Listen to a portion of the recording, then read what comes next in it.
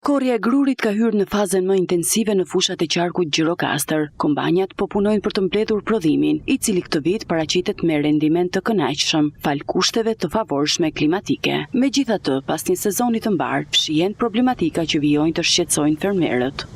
Kam mbjell 5 hektar me këtë vit. E shoh që do i dorë fare në gruri. Është tregu i dobët. Nuk mund të shesësh grurin sot me 25 lekë. Po këtu duhet pak ndryrja që në momentet caktuar, nga kjo periudhë deri në këtë periudhë, për mendimin tim, dogana duhet të ngrej çmimet e grurit, që të japim çik prioritet shitjes së mallit të vendit e pastaj le ta vazhdoj, se normale që drithi nuk prodhohet që të përballoj vendin. Drithi e vendit këtu. Po këtu ngelet fare se vjen shumë më i lirë.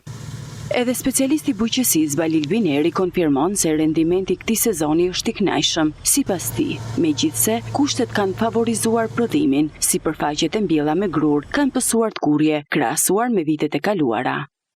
Korrja e grurit ka arritur diku në mesin e sipërfaqes, në gjysmën po e quajmë sipërfaqes është korrur. Prodhimi ka qenë i kënaqshëm këtë vit, pasi përveç për kujdesjeve të fermerëve, këtu ndikon shumë tek kultura e grurit, ka një veçanti që janë edhe kushtet e motit për disa periudha.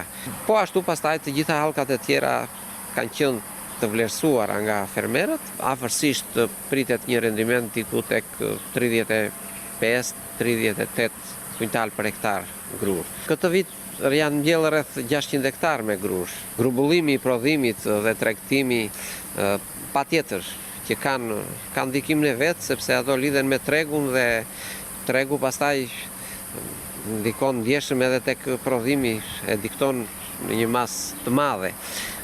Përgjithsisht për grurin nuk ka pika grumbullimi, ndërsa për misrin janë vetë kultivuesit e misrit të cilët kryesisht kanë krijuar, kanë ndërtuar disa pika magazinimi, bëhet fjalë për produsit e mëdhenj të grurit. Cilësia është e mirë, madje cilësia mund të jetë më e mirë se sa gruri që importohet, por problemi është tek kostua e prodhimit. Ai grur që vjen nga importi ka një kosto më të ulët se sa gruri ton, për hir të janë disa problemet, që nga copëzimi i sipërfaqeve, çmimi mbështetja e kësaj kulture, problematikat që mund të ketë tek mobilimi i tokës. Ka një numër shumë të madh fermerësh të cilët prodhojnë grur vetëm për veten e tyre, pra mbjellin me dynim, 4 apo 5 dynim, ndërsa fermerë të mëdhenj që kemi në qarkun ton nuk janë më shumë se 70 deri në 100 fermerë, kryesisht në luginën e Gjirokastrës, në zonën